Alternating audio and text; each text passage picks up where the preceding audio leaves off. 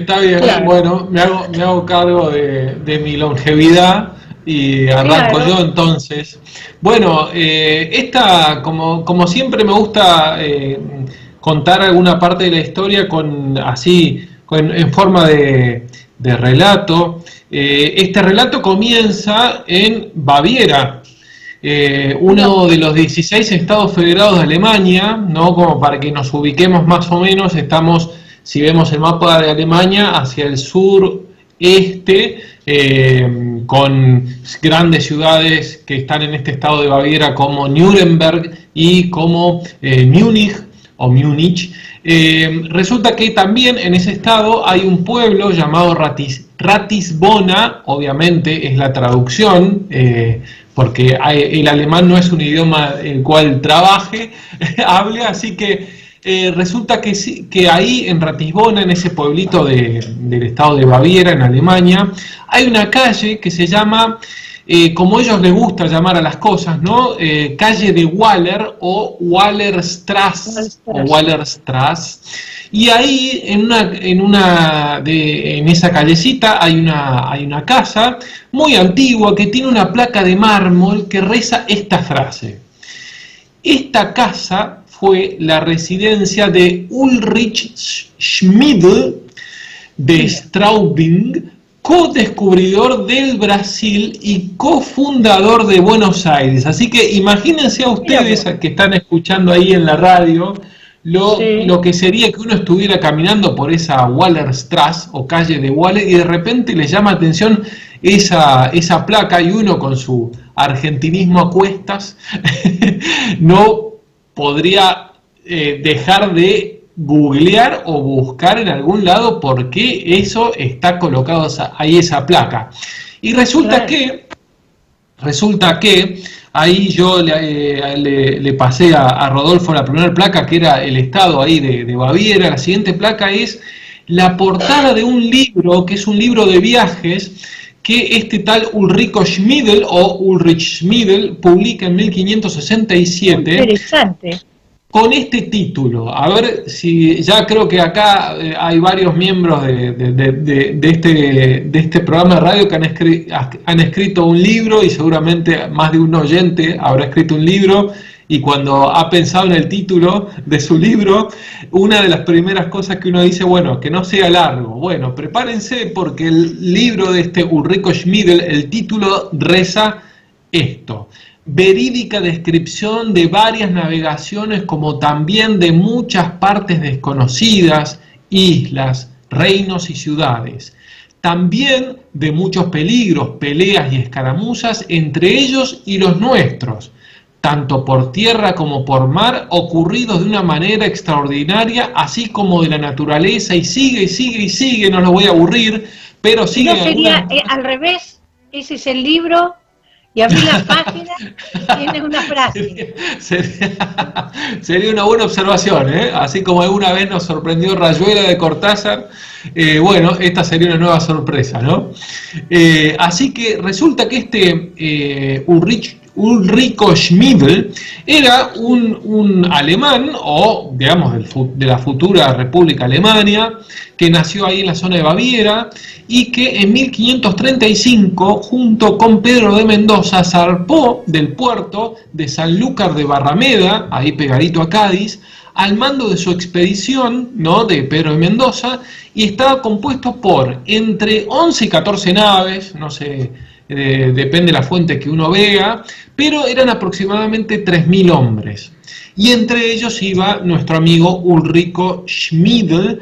Este viaje de Pedro de Mendoza, la idea era que, recordemos que estamos en el siglo XVI. En el siglo XVI, si uno se orienta mucho por las películas y del siglo XVIII, XIX, ¿no?, de los navegantes, uno siempre ve que el imperio francés, ¿no?, con Napoleón Bonaparte, o el imperio inglés, ¿no?, Gran Bretaña, dominaban los mares en el caso de Gran Bretaña. Pero si vamos al siglo XVI, este mundo estaba dividido en Occidente, ¿no?, de estos dos grandes imperios, que era el portugués y el español. Así que ahí la foto cambiaba. y el imperio justamente portugués, después del Tratado de Tordesillas, estaba ahí queriendo ver hasta dónde llegaba hacia el sur, ya estaba dominando lo que hoy uno conoce como Brasil, pero estaba viendo, bueno, a ver hasta dónde puedo trasladar mi frontera hacia el sur, y ahí es donde el imperio español, que ya tranquilamente asentado en la ciudad de Lima, quería proteger el sur, ¿no? Esta parte sur de Sudamérica, que es donde está nuestro país.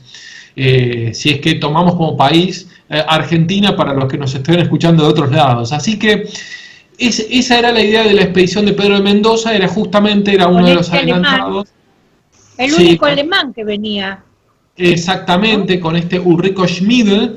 Y lo interesante es que ahí le pido a Rodolfo que coloque la imagen de la cuenca del Plata, porque hay una cuenca que uno tal vez la deja pasar porque uno vive cerca, como tantas cosas, ¿no? Y se maravilla con el Amazonas, por ejemplo, pero la cuenca hidrográfica del Plata, ¿no? Que está compuesta por el río Paraná, el río Uruguay y el río Salado, y además todos sus afluentes, ¿no? El Pilcomayo, el Iguazú, cubre un área de más de 3 millones de kilómetros cuadrados. Como para que uno se dé una idea a escala mundial, hay solamente 4 ríos que tienen una cuenca mayor a la cuenca del Plata, que son el Amazonas, el Nilo, el Mississippi, pero quintos venimos nosotros.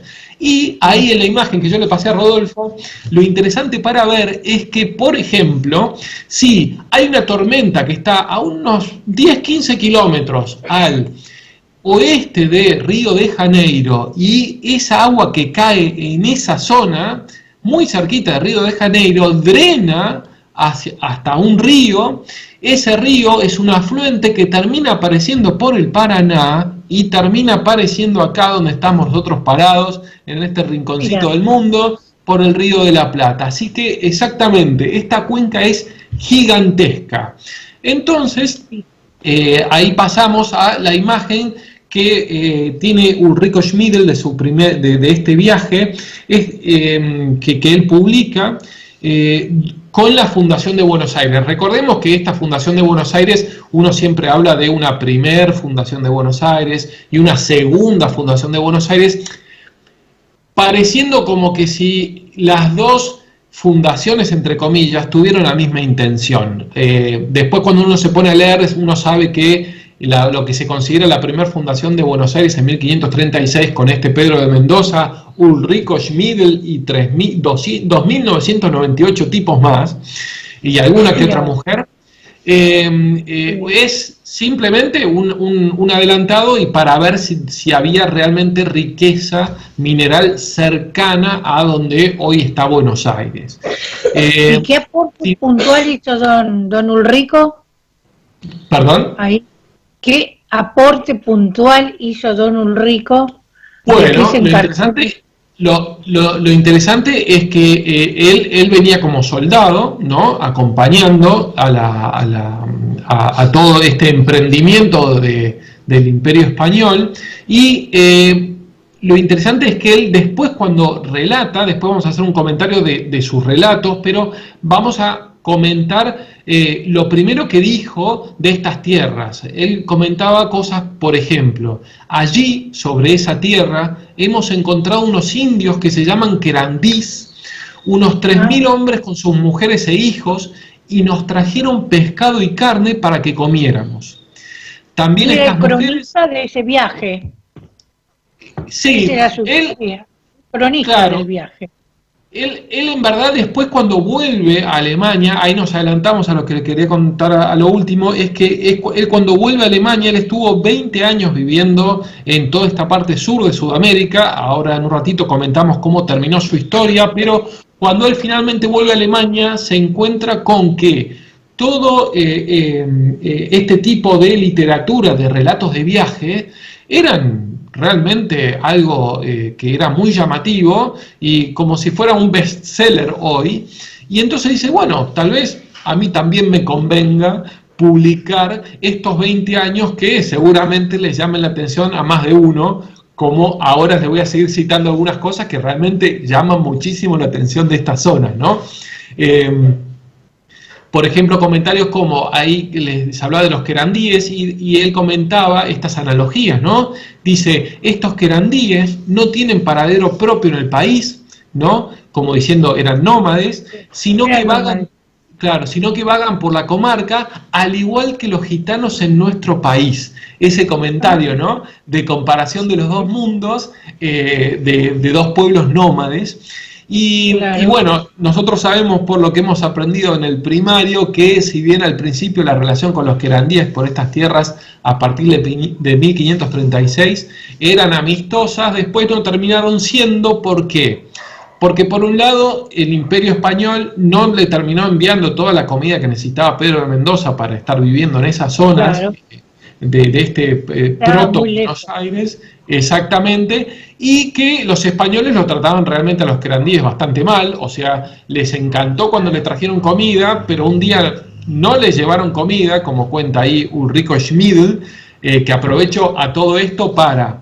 que tengo el libro en PDF, así que yo tengo un Instagram que es @mateenmano, @mateenmano, fácil, donde ahí si quieren contactarme después mándenme un mensaje privado y yo les envío el PDF o les digo en internet dónde se puede bajar, que es donde he extraído estas cosas para citar.